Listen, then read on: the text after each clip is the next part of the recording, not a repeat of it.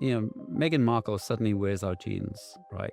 Then the entire world knows us, and it happens in 3 days. And you go from like almost survival to having a year to a year and a half wait list. Hey, welcome to the Rare Mind Podcast, a new thing where I, Alex M.H. Smith, the author of No Bullshit Strategy, explore the outlier behaviors that produce outlier results. And today, we're joined by a man who's achieved something that most people couldn't even dream of 3 times. He has built 3 cult brands, Howies, Hiut Denim, and the Do Lectures. I'm talking, of course, about David Hieatt. So I never thought that this day would come because about more than 10 years ago, 15 years ago, when I was a complete nobody, even more of a nobody than I am now, I got a piece of direct mail to my desk. I was working in an agency. I was the only person in the whole agency that got this piece of direct mail. No idea what list I was on or why I got it. But this was this little booklet inviting me to this event called the Do Lectures. And I was so chuffed and so flattered. And I thought, like, wow, I must be so cool to have received this. And I think maybe the ticket was something like £1,500, which was obviously, it's quite a lot at any time. But for me at that time, that would have been like biggest spend of the year. And I was like, well, they want me there, so I've just got to go, don't I? I've just got to go.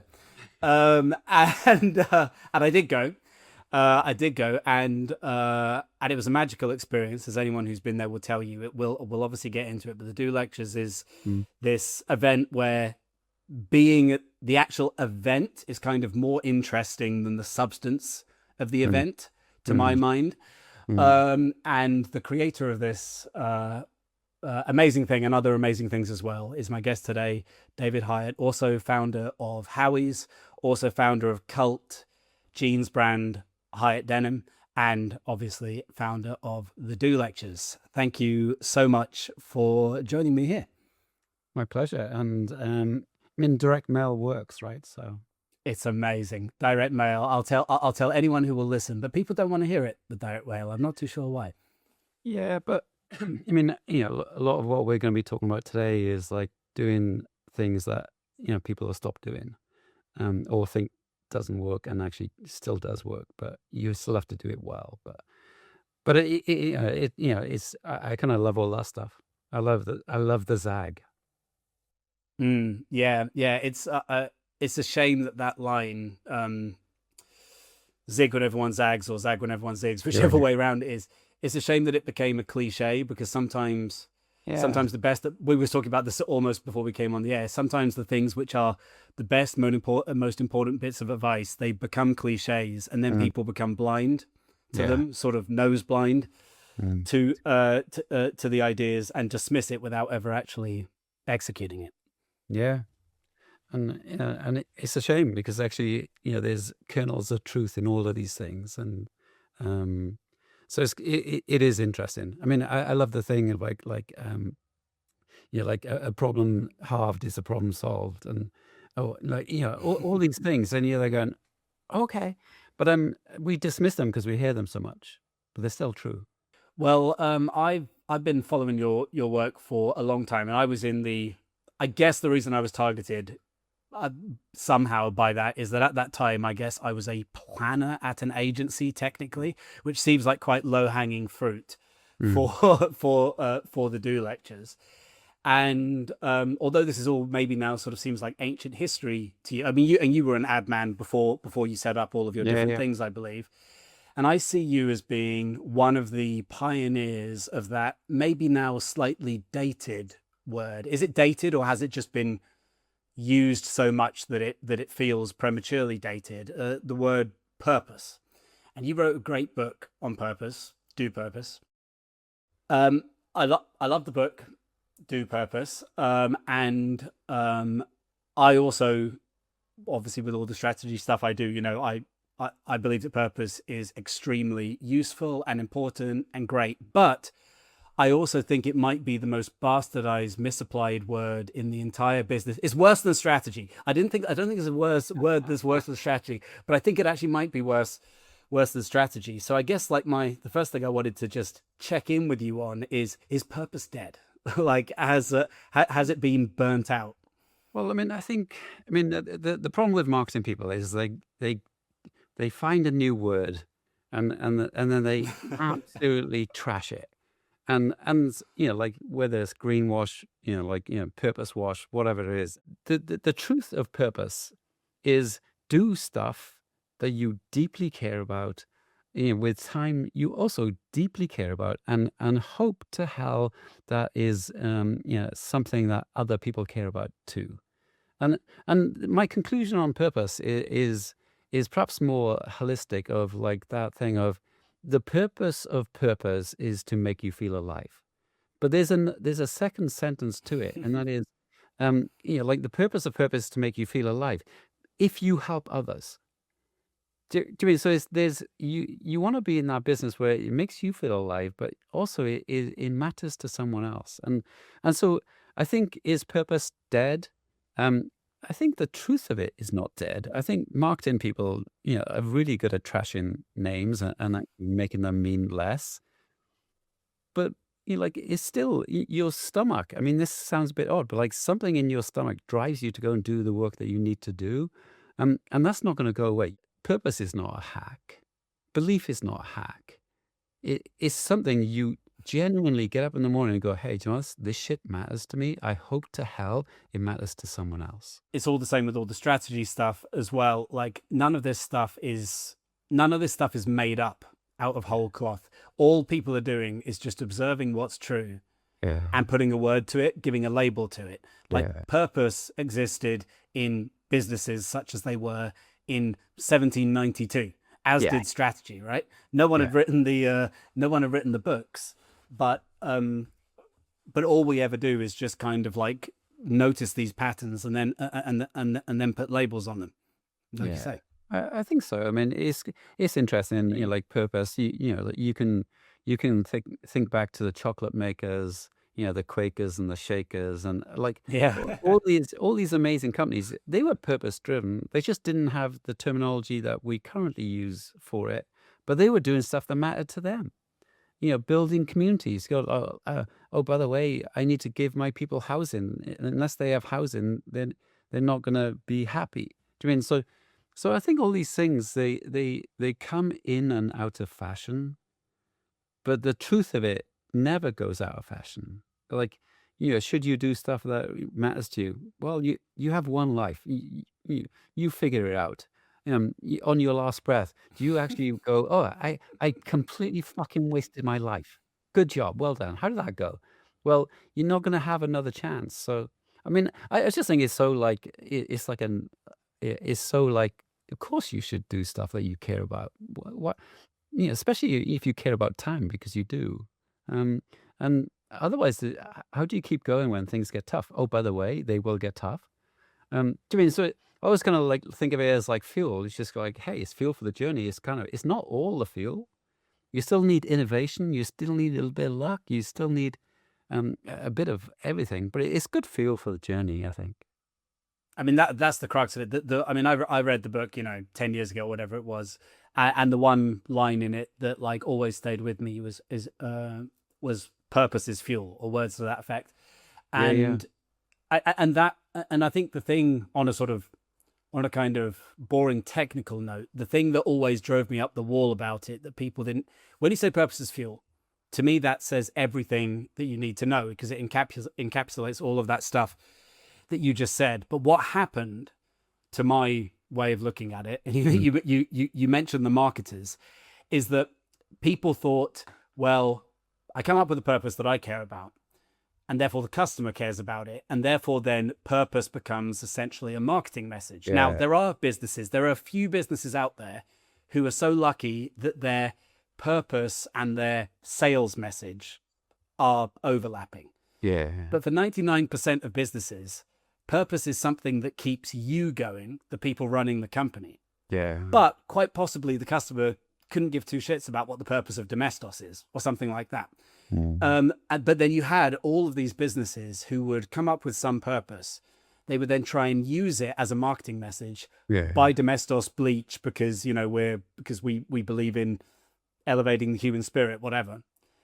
And of course, this was a mismatch of purposes, we might say.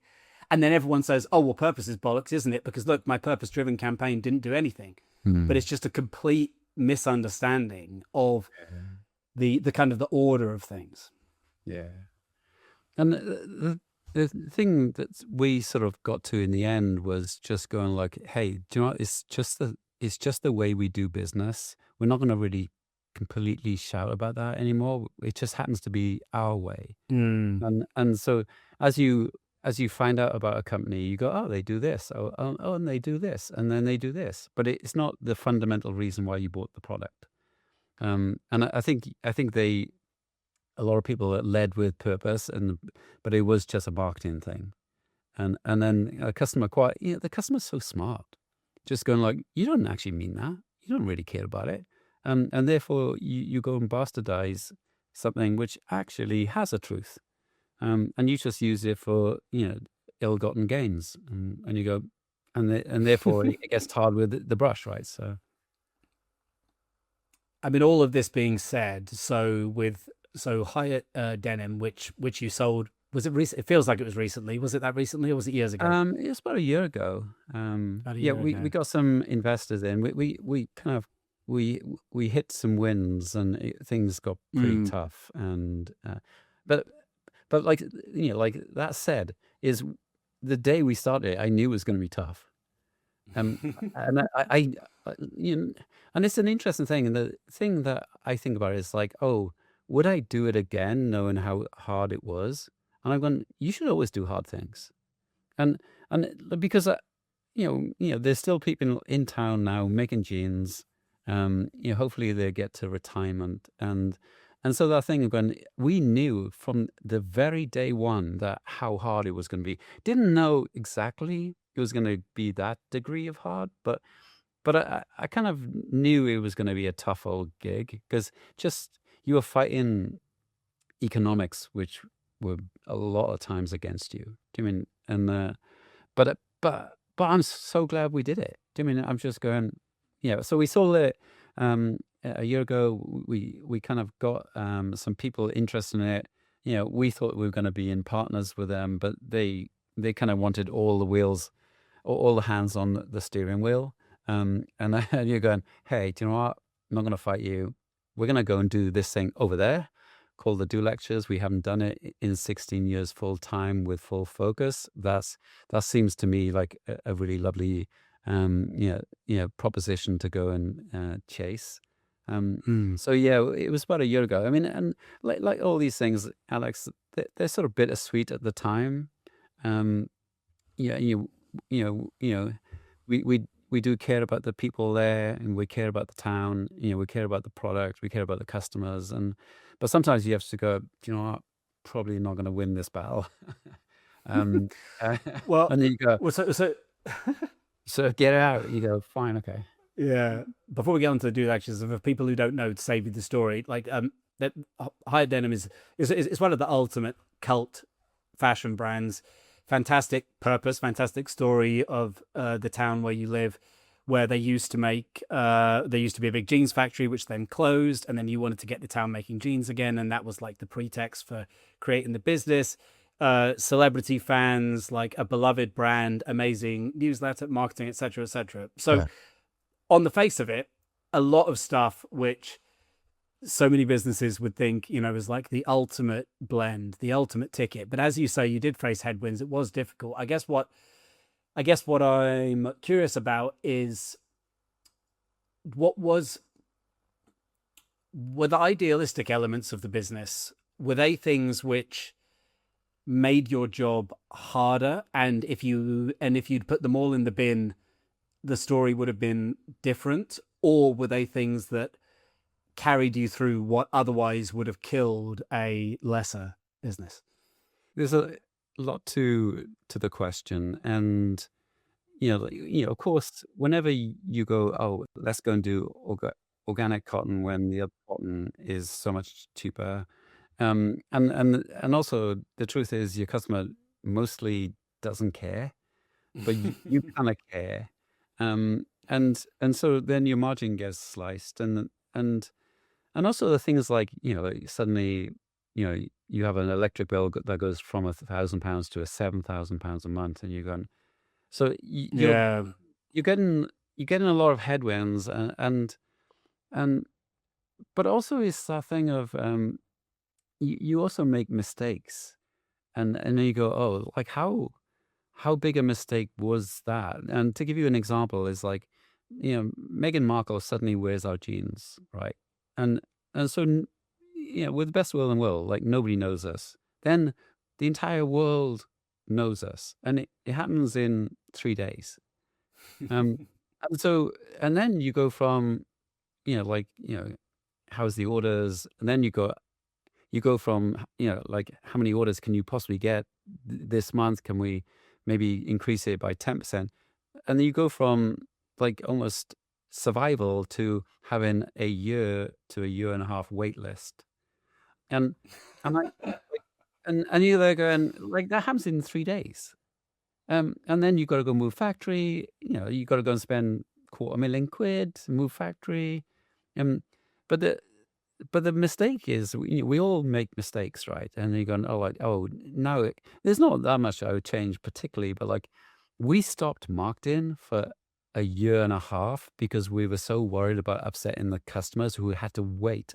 Their first relationship with the brand was to wait an entire year to get a pair of jeans. I mean, they were really good jeans, great jeans, maybe one of the best pairs of jeans in the world.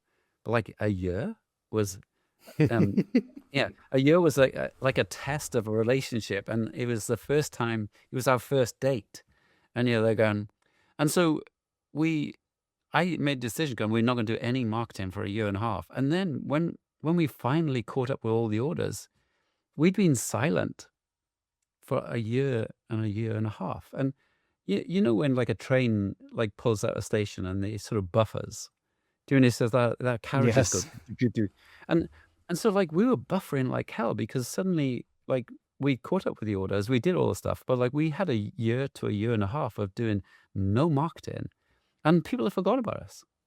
And so then we had to go and like, almost start again. So it was kind of like, and my advice to like founders out right now is like, oh, if you have a huge amount of publicity or you have this lucky break, is absolutely double down on your marketing. Do not take your foot off the brake, or the pedal. You should absolutely, get as much publicity as you can, because there will be a point where you will need that. You'll need that thing. There was many aspects to it, and you can't say like, oh, what's the one thing? You go like, there was so many things that you go, oh, it's COVID. You go, right, okay, and we're suddenly moving factory, and suddenly the Welsh government, a week before we're moving factory, they're going to help us and back us, and then like a couple of days before we move factory, they're going, oh no, we're not going to back you, and suddenly our premise of not taking on any debt has to get changed, and suddenly we've got more debt than we ever wanted, and you're going. So like there's all things, and the thing is, I'm there going like, I've got no regrets. I'm just going. It's these things happen. You try and do your best you can at the time, and then you see, and maybe with benefit hindsight, you go, oh, maybe I wouldn't have done this, I wouldn't have done that, but you can't change it. Like you just go, you can learn from it, but you can't change it, and it's kind of fine. Do you mean I'm there going, I'm fine. I mean, I sort of slightly broke my heart when we sold Howies because we were not done, and we teamed up with Timberland, and they were really good at Timberland, and they'd never done a portfolio brand before, and the only thing they knew was Timberland. Doing it, and you're going, okay. So that kind of slightly broke my heart, and I just made the vow that I'll put everything into Hieatt I possibly can, but I will not break my heart again. On something like that. So I've just been more stoic about it. And the girl's going, "You're Rain Man, Dad. You don't care." I'm going, "I do care, I genuinely do care, but not to the point of like misery." Yeah, And that's probably wise. It's weird because I really, in my own peculiar way, I really kind of identify with that, because one thing that, obviously something that people would say to me a lot is, "Oh, well, Alex, what is your strategy for your business? And you must have a great strategy and blah, blah, blah." And like, I suppose relative to other businesses like mine, I do. But what people miss is that like you can be a master at let's say the kind of the big picture, top of the tree stuff. And I think that Hieatt, you built, like, if we were thinking about it, let's say in terms of brand, like, it is far stronger and richer and better brand than companies 100 times its size. Yeah. But it much as it pains me as a strategist to say this, the truth is that the tactical grisly shit underneath is as important, or maybe even more important, because at the end of the day, if all the tactical grisly shit goes well, you won't have this amazing business, but you'll be in business. Yeah, and there's front of house and back of house, like, and you need both. And I mean, this is going to sound odd, but like, people will go like, "Oh, what are you doing with the do lectures?" I'm going, "Well, we've got like a room where all the tools are and everything, and it's a complete mess."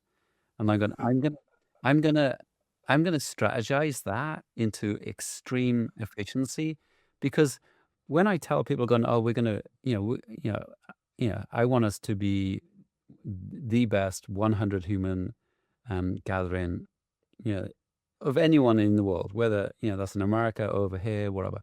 But right now, the storeroom is a mess. So I can say that thing to the team, but the proof really is like, let's get the storeroom, and then we'll work on the big picture. And so that thing of like the underneath stuff and the top stuff, I'm completely with you on that. Where you just go, it's how well you do the things that people don't think matter but do, versus the things that they think it's only about this, but it's not.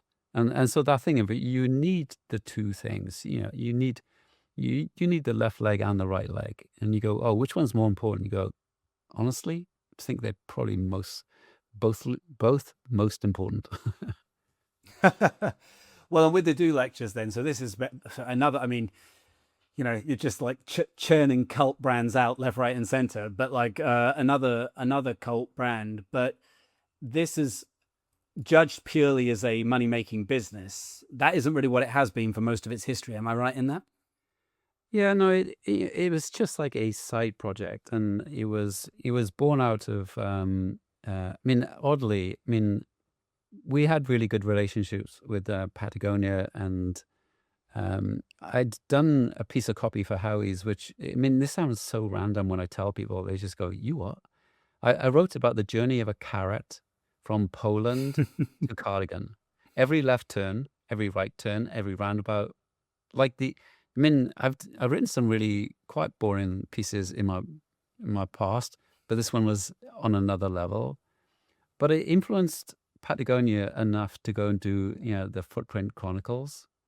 And so, and like the things that we were doing on the Howies website and things, we were pushing Patagonia all the way.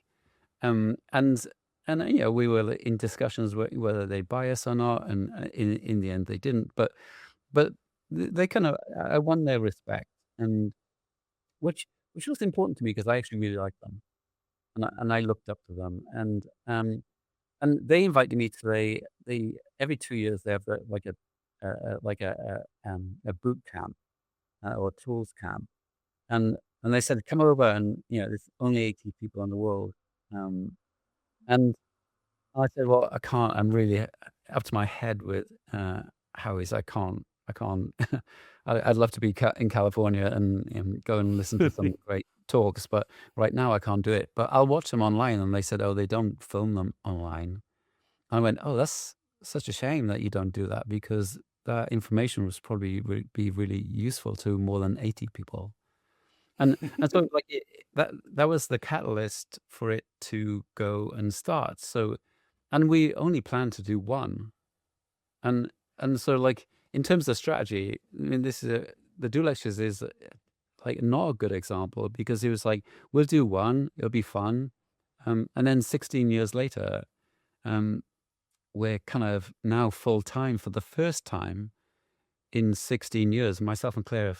And it's actually, do you know what? It's like, do you know what's lovely is to be at the start of something after doing it for 16 years. And then you just go, oh, I wonder what we can do now with all of our attention. And because people say, oh, like, oh, Dave, you retiring? And I'm going, I'm not retiring. I'm kind of like, I'm there going, I mean, this is fun. Why would you want to retire from fun? Like, I'm I want to go and play with this new toy. I've never been able to do it full time. It's been a Cinderella project where it gets a little bit.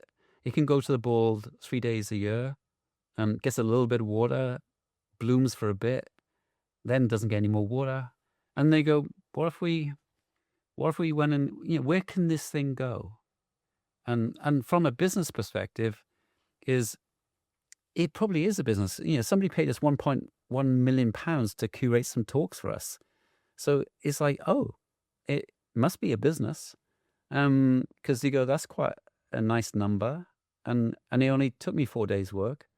And then you sort of go, I wonder where it can go. The USP, so to speak, from my perspective is, again, it's hard to articulate, but just like it's the environment and the vibe and all the little touches, like the coffee and the food and all these type of things.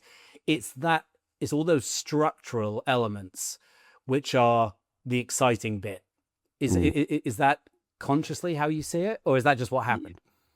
No, I think it's, you can go to a lot of places and see great talks, and you can go to a lot of places and have great food.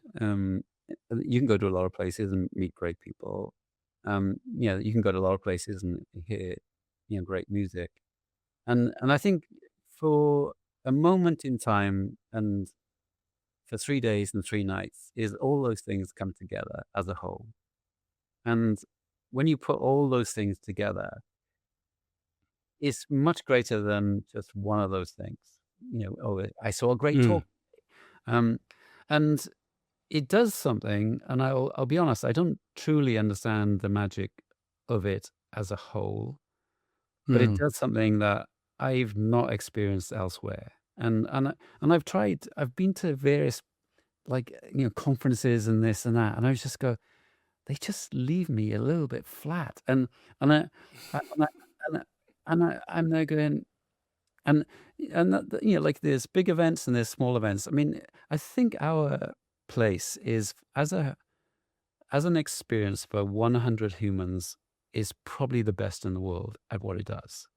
And by the way, we're probably going to go to another level because now we're really focused on everything. And so like 2027, I always kind of think of this thing is, if this is the last one we ever do, it's going to be absolutely the best one we do. And we do think about that because it wasn't ever intended to be a business, and it is, and it's actually probably a really great business. And the thing that I don't want to talk about is if the do didn't support, like Hieatt through those difficult years, Hieatt wouldn't have been around. And so for me, the do is kind of extraordinary, and yet when you look at its component parts, you can go to like another place and see perhaps better talks, or doing it. But it's when you put all of the things together, there's some kind of weird magic that just works, and people go, "I've just come from Burning Man, and this thing, what the hell do you do here?" And I remember like Alex, who started Giphy, I'm in a, what was an old pig shed. And he said, I never thought I'd say this, but like, I never thought Cardigan would be ahead of New York and Chicago. I never thought I'd ever say those words. And he said them to me, and I went, "Do you want to write that down, Alex? And I'll get a quote." But it is, I think, is can you orchestrate, from a 360-degree point of view, can you orchestrate that to happen as much as you can, because the magic, like the attendees have still got to come with like optimism, and the speakers have to go, "Hey, I'm going to release the handbrake. I'm going to do a talk that I've never done before." So all those things, need to happen. But it's the summation of the whole thing where you go, "Oh, it's extraordinary because the wholeness of the whole." Quickly, if you're enjoying this and you want to get the full thinking blueprint that sits under basically all of these ideas, then you're going to want to grab a copy of my book, No Bullshit Strategy. I'd like to say that you can pick it up wherever you get your books, but let's be real, you're probably just going to go to Amazon, and that is all fine because it is on there too, obviously.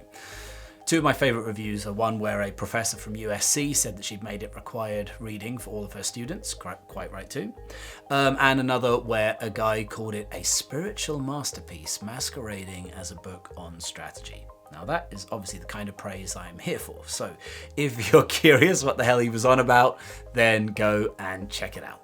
Okay, so if anyone notices a weird sort of jump here, which they definitely will if they're looking at the video version of this, that's because we had a technical malfunction which resulted on us going on our very own odyssey of about 6 or 7 different attempts at finishing the podcast. And finally we are here. As we said, Odysseus ain't got nothing on us. But I think I can pick up the thread, which is, now I don't think that you will necessarily welcome this comment. But you seem to me to be in a very unusual situation where in some ways the David Hieatt brand is actually bigger than the actual brands that you build themselves. And these companies that you've created, none of them are obviously these sort of gigantic, unicorn businesses. But each one of them is very iconic in its own way, holds a special place in a lot of people's hearts.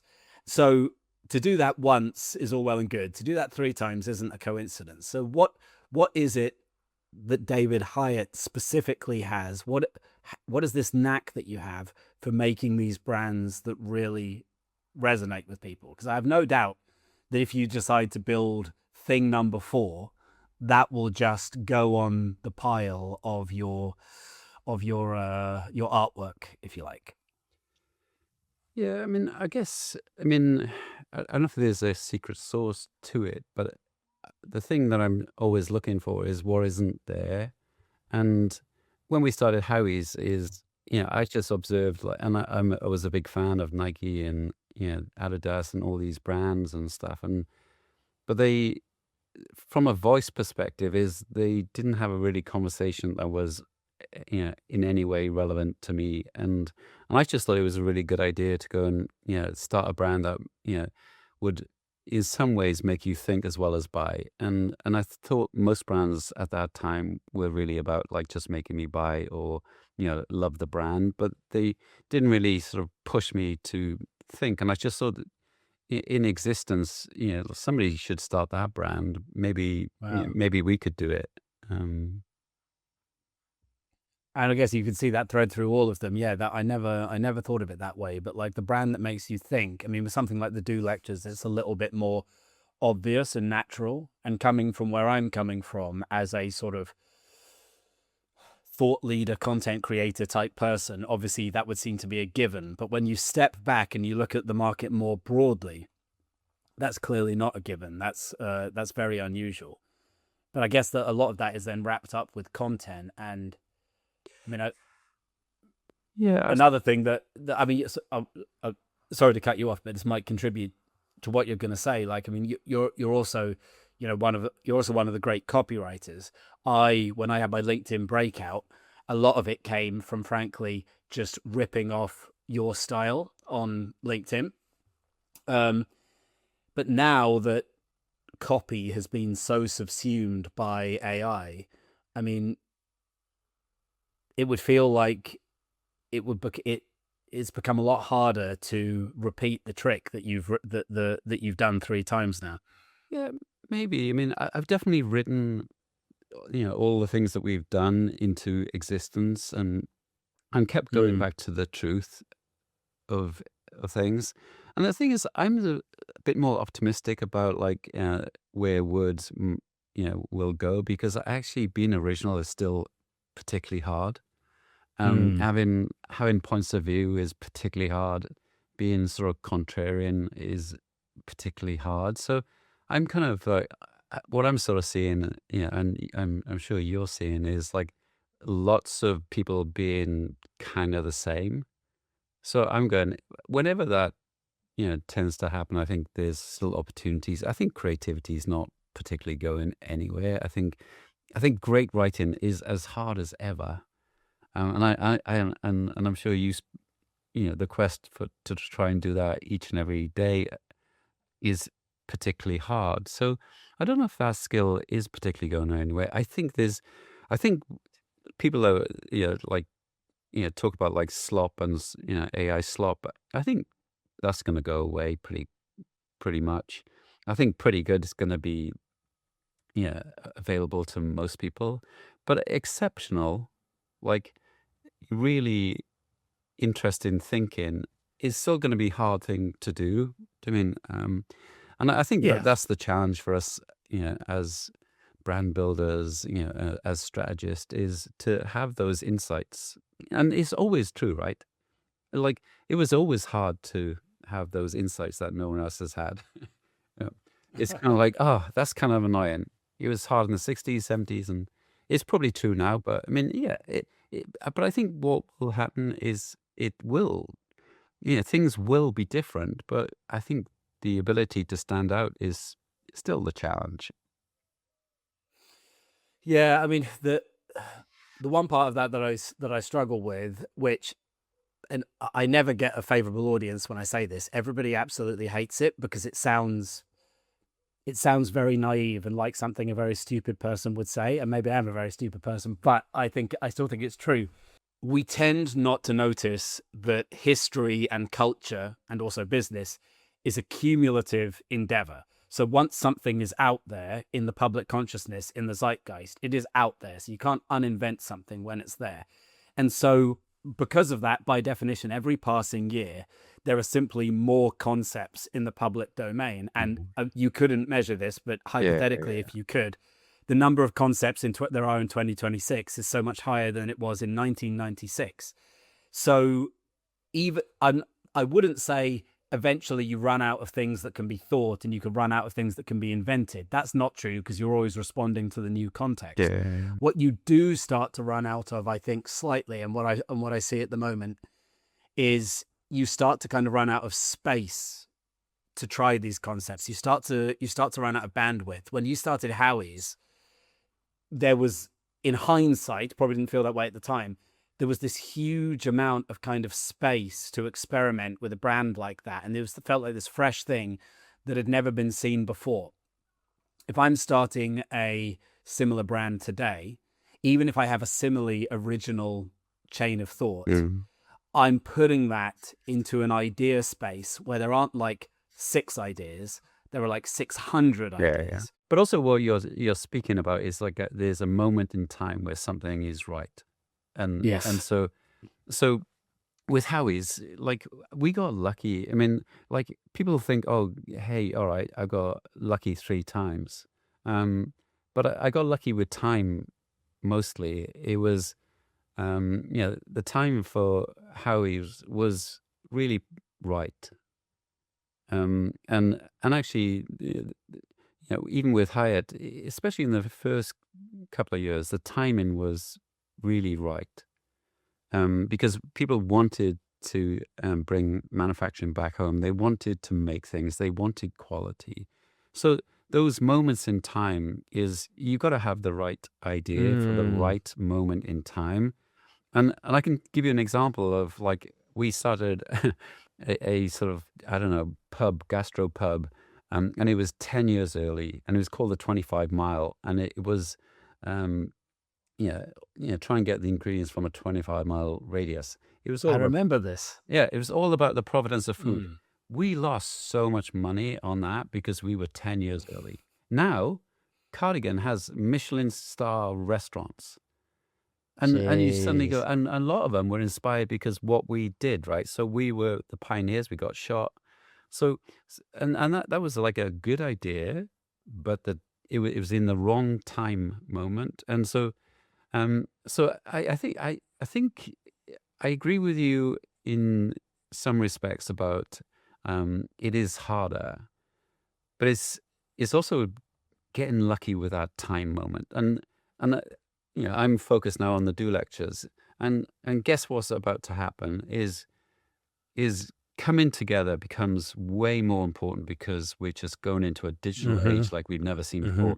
It's another moment in time. I'm going, wow, kind of got lucky here. And then, of course, you got to go and do something that perhaps we've never done before, is to make it like altogether more surprising on every angle.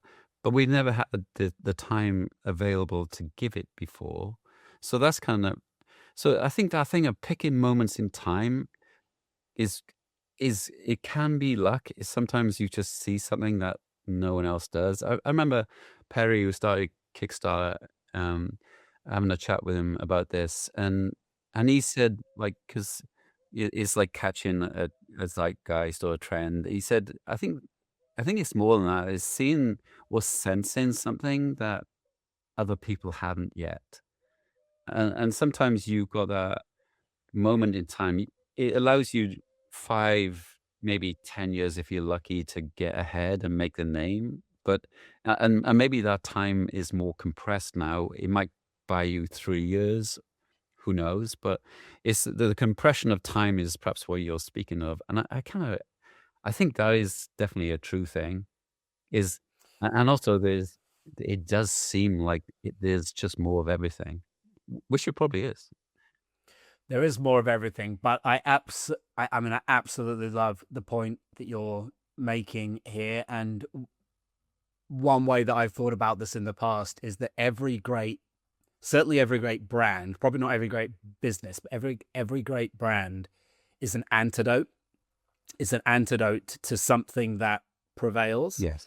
which is fundamentally the same thing as the timing point, because Yes. we've always got to be responsive to the world around us. And one thing that I've been sort of pushing really hard recently is that I think that a lot of the business advice out there is, it essentially assumes market dynamics that existed in kind of 1997, because that's when a lot of the books were written and a lot Yeah. of the influences were coming up. And and whereas now it assumes a kind of a below average level of supply in given markets. And now most markets are in a position of extreme oversupply.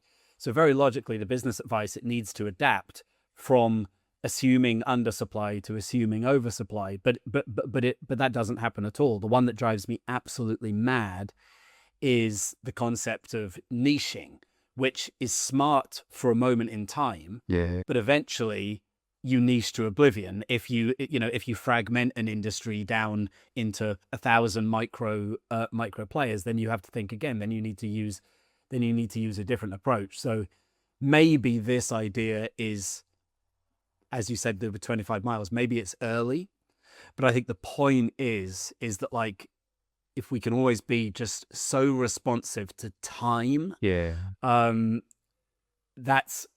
it's a very unusual way, I think, for most businesses to think about these things. And like your business gives you clues to where things are going, and like I've had a couple of conversations, and I'm sort of pretty good at going, oh, that's kind of interesting, and like a guy came down for one of the events that we had recently, and he said, do you know what, I don't really care about the subject, I just wanted to hang out with some really cool people. and that's not the first time somebody said that, and I'm going, oh, okay. Like the knowledge is like, it's, yes, it's nice. Hopefully it's useful. But actually they came for other reasons. And, that speaks to me in terms of like, oh, we think we're in the knowledge business, but actually we're really in the Yes. bringing people together business. And sometimes your business, you think you're in one business and actually you're in another. Yeah, yeah. It's like it's not about what you know, the information you have. It's about the things that you notice, and so many of these things are going like under our nose. And Yeah. yeah, it's a skill that you can cultivate, but people like yourself who are very good at building these brands. I mean, one of the fundamental skills, maybe the fundamental skill, is just being able to notice the things that are hiding in plain sight. Yeah, no, completely. And I think there's, I mean, invisible red arrows. It's like going, here's here's the insight here, Dave. I mean, and you're like going, and people walk past these big invisible red arrows every day, and you're going, that's where your business is going. Somebody's just told you, somebody's just asked you a question, and within that question is the answer to the future of your business. But you are literally, just trying to be a smart ass and answer it in a clever way. You go, and I think being an observer and you're good at this is observing. You go, oh, actually, what is really going on here? And I think that is such a skill. Yeah, yeah, exactly. Yeah, and over time, yeah, you just open up your site.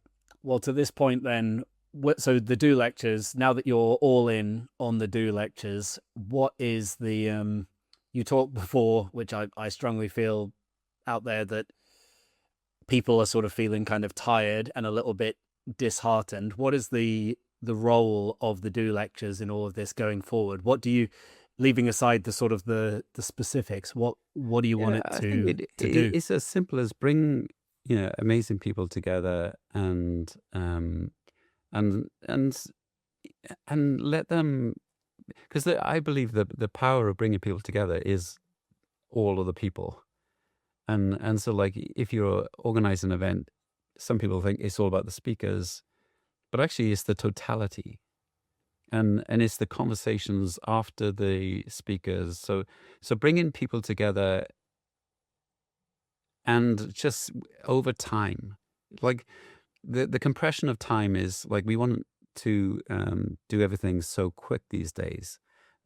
Part of the beauty of the do lectures is you got to do it over 3 days and 3 nights, and it's so far you might as well stay. and and so it's that thing of going and helping them take the next step in their business and life, just for one moment of clarity, where you just go, do I turn left on this, do I turn right? And I think sometimes the do lectures helps people, when suddenly the fog clears, and for a moment they just go, that's exactly what I should be doing, and they kind of know that anyway. And um and um and so it's bringing people together, and in a way getting out of the way, and so they can have conversations together, and for that smallest of moments they get a brief moment of clarity about where they should go next. Because I think when in the busyness of day to day, people can spend 5 years in busy, and Mm. and it's such a shame, because they go, yeah, I actually don't want to do this anymore. You go, when did you say that? 5 years ago. You go, oh, and I've had those conversations, and people, and like, as much as we tell people, it's a little bit tongue in cheek, go like, don't resign, don't quit, you know, don't make any big life decisions for 2 weeks. There is a truth to that, of just let it settle for a bit, because we do a good job of, like, just removing the fog, and suddenly they have this intense moment of clarity, and they leave here wanting to go and change everything in the first day, and and so I think that's. But like, you asked me what's my ambition for the do lectures, is like, just be more surprising, more insightful, um, you know, at bringing people together. And I think, like, it's like, we all got to remember we're here for a short time, and actually, like, bringing humans together in a digital world, or increasingly so, is probably a good quest. And I kind of have had so many letters, so many emails of, like, people telling me, um, like, how much it's helped them. And actually, all it really is, if you analyze it, it's a beautiful pause. And and the fascinating thing is, most people don't pause. They're always, even on the weekends, they got a chock a full weekend of Hmm. doing this, I'm Hmm. doing this, and and so that pause, you know, like that pause is so infrequent. It becomes so special. Um, and I'm sort of pretty good at not quitting on things when I think there's something there. I didn't quit on Howies when for 6 years it didn't pay us, um, and and I didn't quit on the Do Lectures when for 12 years it didn't pay us. So I'm pretty good at going, oh, there's something here, and then I kind of give it a bit of time and a bit of love, and it will kind of reveal, why we didn't quit on it at some point. I mean, and it, in some ways, in many ways, it already has. So. Well, I mean, I've been twice as a paying punter and once as a speaker. So, I'm a fan, and I would strongly recommend anybody to go to it, because it is a very singular experience, exactly as you say. And yes, the challenge I was going to say the challenge is understanding what the magic is. How can you bottle it? How can you expand it? But maybe that's a fool's errand. I don't know. Maybe Yeah, so not everything can be broken down into its parts, yeah, and it's and it's hard because then in terms of magic is if there's 10 things that contribute it and they all need to be in that place for it to happen it's a very big equation to try and handle. Do you mean you're going and all we can do is go and create the space for the magic to happen and then hope and pray that it does. Yeah. Yeah. Well, look, David, is there anything that you would like to, anywhere you'd like to direct people to before we wrap up, where they can learn more about what you're up to? Yeah, I write sort of infrequently at the moment on LinkedIn, but I'm writing 10 essays on a book I'm putting out there next year called The Moment Maker. And so I'm kind of really fascinated by moments and how they come about and what effect they have. And so I'm going to be writing 10 essays. They're going to be quite long, so yeah, like buckle up and enjoy them. But probably be on LinkedIn somewhere at some point. Oh, terrific. I'll definitely check them out. Yeah. Your writing's always worth reading for sure. Well, thanks so much for taking the time. Like I said to you before, I didn't set up the podcast for people to listen to it. I've got more than enough stupid media platforms that I'm trying to juggle. I set it up just as a pretense to speaking to David Hieatt. So here we are. Yeah, Tick that box. yeah, And thanks a lot for coming on. yeah. Pleasure, man. Thanks a lot for listening. If you want to keep expanding the way that you think and the results that you get, then make sure you hit subscribe here. And also check out basicarts.org/raremind, where you can subscribe to my Substack, which features deep essays on these topics, deep practical essays, and fundamentally is all about how businesses can win in this crazy post-AI